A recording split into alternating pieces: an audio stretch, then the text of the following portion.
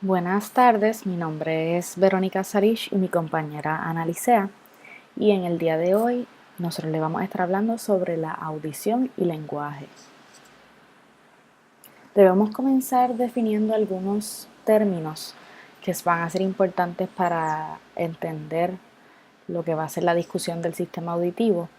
Comenzamos por lo que es un estímulo adecuado, es una forma de energía para la cual el receptor está especializado.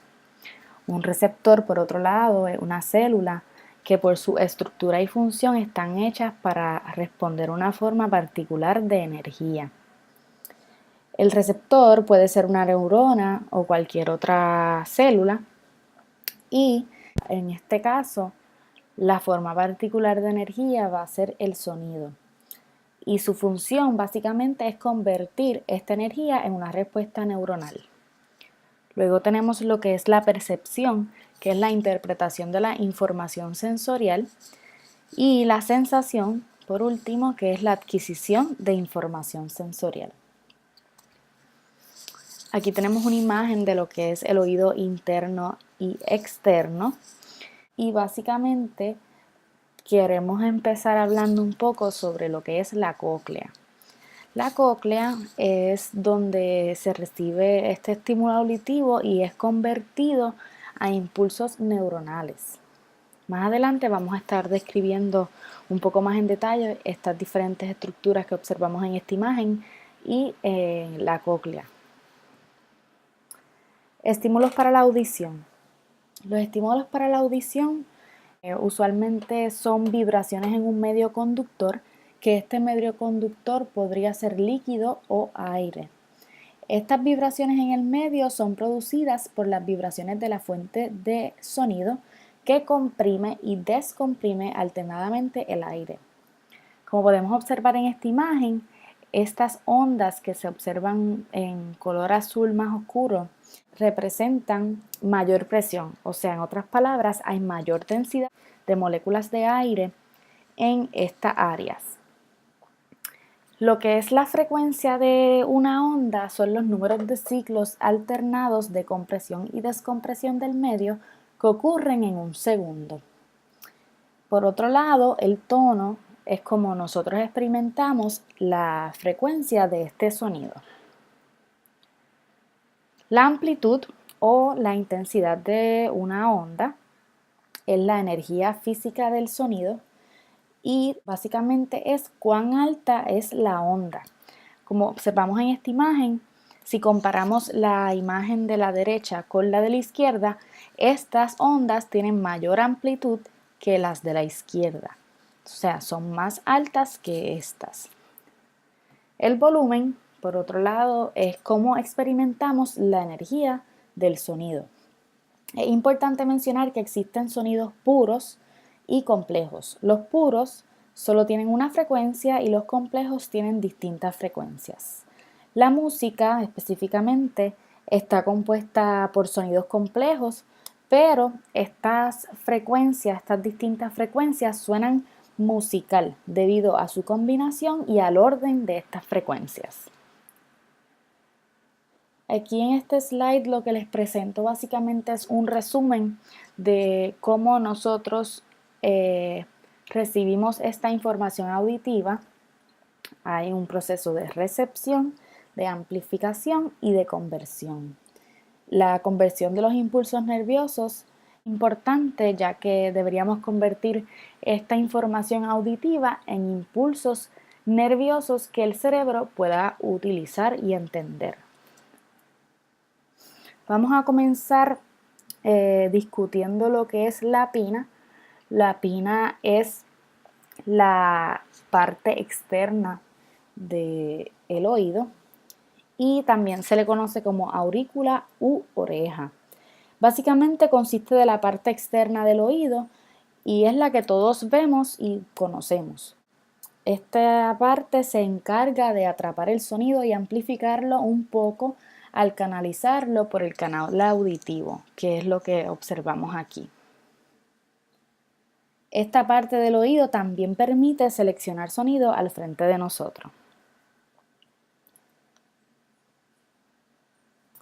La membrana timpánica es la próxima estructura y esta ya es parte de lo que sería el oído medio.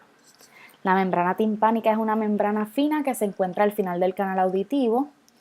Sus vibraciones le proveen energía del sonido a los osículos.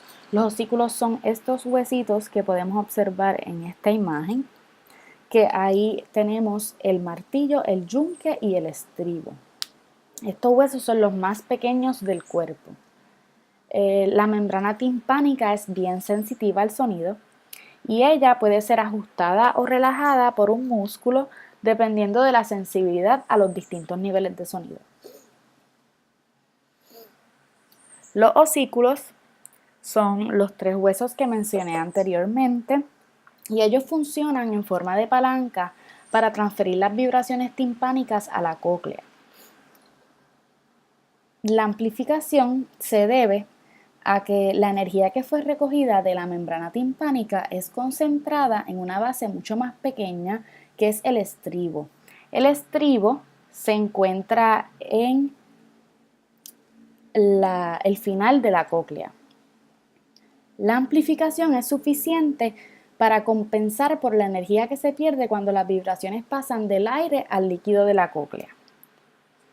Aquí en esta imagen podemos observar lo que es el martillo, el yunque y el estribo. La cóclea, que es la estructura que pudimos observar aquí, es en forma de caracol y está dividida por membranas en 3 compartimientos. Tenemos el canal vestibular, el canal timpánico y el canal coclear. El canal vestibular es el punto por donde entra la energía del sonido a la cóclea y este está conectado con el canal timpánico al final de la cóclea. En el canal coclear es donde se encuentran los receptores auditivos y en él se encuentra la membrana basilar y lo que conocemos como el órgano de Corti. El órgano de Corti está compuesto por las células ciliadas, las células de soporte y la membrana tectorial. Las vibraciones de la membrana basilar y del fluido coclear hacen que las células ciliadas se doblen, permitiendo la apertura de los canales de potasio y de calcio. Esto manda impulsos en la neurona auditiva, lo que entonces se va a mandar hacia la corteza auditiva. Las células ciliadas son bien sensibles al movimiento.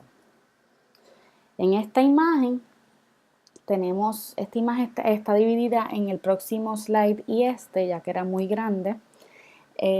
Podemos observar en esta imagen de la derecha cómo esto es un corte de la cóclea donde podemos observar el canal vestibular, el canal timpánico y el canal coclear, que está en azul en el centro.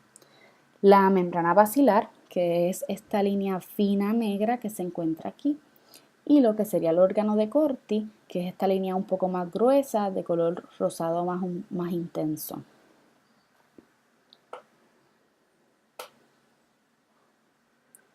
Aquí es la otra parte de esta imagen, donde podemos observar desde otro punto de vista lo que es el interior de la cóclea, donde tenemos el canal vestibular, el canal coclear y el canal timpánico. Este recuadro está haciendo énfasis en lo que sería la membrana basilar, la tectorial y el órgano de Corti, que están amplificados acá abajo, donde observamos las células ciliadas, observamos la membrana tectorial, la membrana basilar y las fibras nerviosas que llegan hasta las células ciliadas. Acá vemos cómo cuando se recibe una onda en el fluido coclear, se mueve la membrana tectorial y esto hace que los cilios de estas células ciliadas se muevan, abriendo entonces lo que serían los canales de iones, específicamente de potasio y de calcio. Aquí tenemos un resumen de lo que hemos discutido hasta ahora. Primero llegan las ondas de sonido, llegan hasta la membrana timpánica y se convierten en vibraciones. En el paso número 2, esta energía en forma de onda se transfiere a los osículos en el oído medio y estos vibran. En el paso número 3, llegamos a lo que es la ventana oval, donde las vibraciones pasan al fluido coclear, como observamos en la imagen. Y en el paso número 4, las ondas de este fluido empujan o presionan las membranas flexibles del canal coclear. Las células ciliadas se doblan y entonces abren los canales de potasio y de calcio. Esto crea una señal eléctrica que lo que hace es que altera la liberación de neurotransmisores. En el paso número 5, acá en el nervio coclear, los neurotransmisores son liberados a las neuronas sensoriales que crean un potencial de acción que viaja a través del nervio coclear hasta el cerebro. Y en el paso número 6, la energía de estas ondas se transfiere a través del canal coclear hasta el canal timpánico, donde se disipa hasta el oído medio. Ahora vamos a hablar un poco sobre lo que sería la corteza auditiva. Estos nervios cocleares forman parte del octavo nervio craneal, que es conocido como el nervio vestíbulo-coclear. Una vez la cóclea convierte las ondas de sonido en señales eléctricas, entonces comienza este proceso. Estos nervios auditivos primarios se dirigen al núcleo en el área del tallo encefálico y de ahí pasan por el culículo inferior, el tálamo y luego van a la corteza auditiva. La corteza auditiva se encuentra en los lóbulos temporales y cada lóbulo recibe información de ambos oídos, pero se ha demostrado que hay más conexiones con el lado opuesto. En esta imagen podemos observar lo que se discutió sobre la corteza auditiva, donde tenemos ambas cócleas. De las cócleas sale el nervio coclear, que es el nervio vestíbulo coclear, llega hasta la médula, donde están los núcleos, y estos núcleos pasan por el cerebro medio, llegan hasta el tálamo y luego pasan a la corteza auditiva que se encuentra en el lóbulo temporal. Ahora vamos a hablar de diferentes trastornos del lenguaje y auditivos. El primero sería el trastorno del procesamiento auditivo o APD por sus siglas en inglés. Este es un trastorno que solo afecta la capacidad de procesar la información que uno escucha. Y sucede porque aunque el oído funcione perfectamente, el cerebro no puede procesar bien la información que le está llegando. Por tanto, las personas que sufren de este trastorno pueden escuchar una palabra y confundirla con otra que sea fonéticamente parecida. Un ejemplo de esto sería: el emisor dice caballo y el receptor entendió cabello. Este trastorno tiene que ver con cómo el sistema nervioso central utiliza la información auditiva. La causa de esta condición aún no se sabe con exactitud, sin embargo, se piensa que está relacionada a infecciones crónicas, falta de oxígeno al nacer, relacionado con trastornos del espectro autista y daños al oído medio. También se ha visto que las personas que padecen de este trastorno pueden sufrir de condiciones tales como dislexia, autismo, hiperactividad y déficit de atención, entre otras. Para entrar un poco más en detalle, en una persona normal, el sonido llega en forma de vibración al oído y estimula al nervio coclear, que producirá estimulaciones eléctricas que pasarán por el núcleo olivar superior, al colículo inferior, núcleo geniculado medial y por último llegará a la corteza auditiva, que es la parte del lóbulo temporal que procesa la información.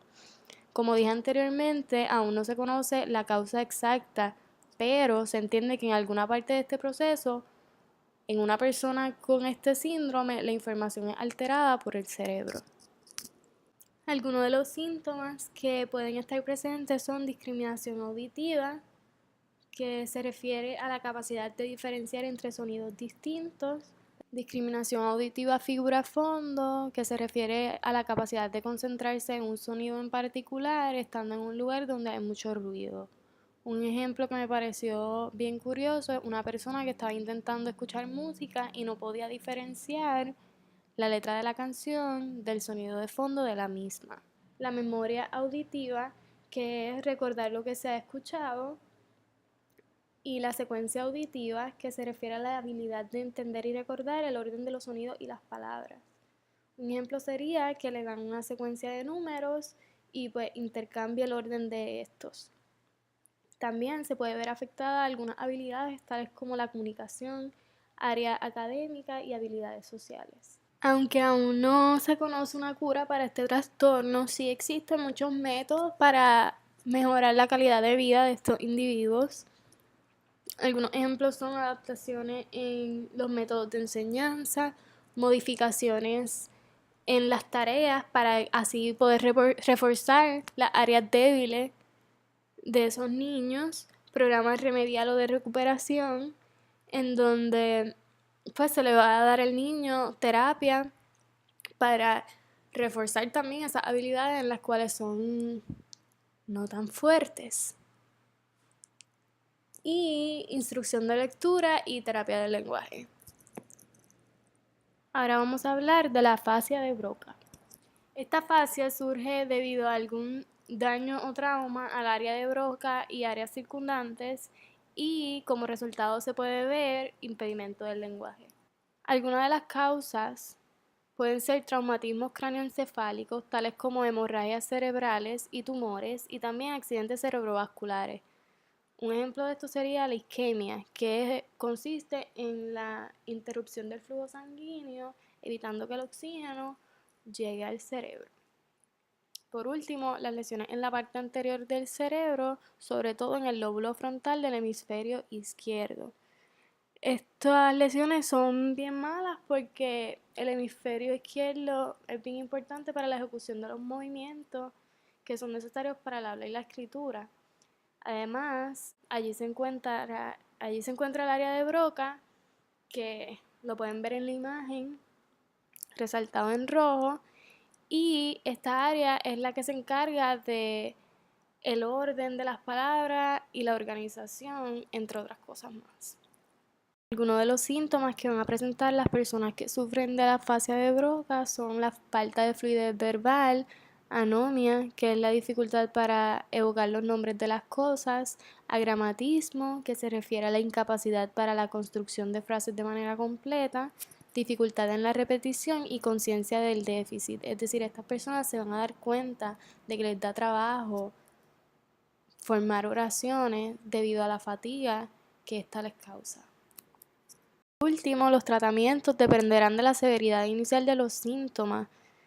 Y uno de los tratamientos que es bien útil será la terapia del habla, puesto que va a ayudar a fortalecer las habilidades existentes del paciente y va a ayudar a compensar las habilidades que se han perdido. Algunos ejemplos de terapia son el ejercicio de los músculos faciales y la repetición de palabras. Y algunos medicamentos pueden aumentar el flujo sanguíneo al cerebro y mejorar la capacidad de recuperación. Para concluir esta presentación, voy a mencionar algunos datos que me parecieron bastante curiosos. Incluso cuando me estás escuchando, lo que sucede es que nuestro cerebro no procesa el sonido. La cera del oído no se debe remover. La cera del oído es súper importante, ya que es una de las barreras que protegen nuestro cuerpo de impureza. En el oído se encuentran los huesos más pequeños del cuerpo. Estos se encuentran en el oído medio y son el yunque, el estribo y el martillo. Los lóbulos nunca paran de crecer. No todos los seres vivos oyen con los oídos. Por ejemplo, las serpientes usan su mandíbula, los peces responden a cambios en presión y los mosquitos usan sus antenas. Algunos alimentos pueden ayudar a combatir la pérdida de audición. Por ejemplo, el guineo, el brécol o brócoli y el salmón. El sonido que escuchamos dentro de caracoles no es el mar, realmente es el sonido de la sangre fluyendo a través de las venas del oído. Hasta aquí los datos curiosos, espero hayan disfrutado de esta presentación y gracias por su atención.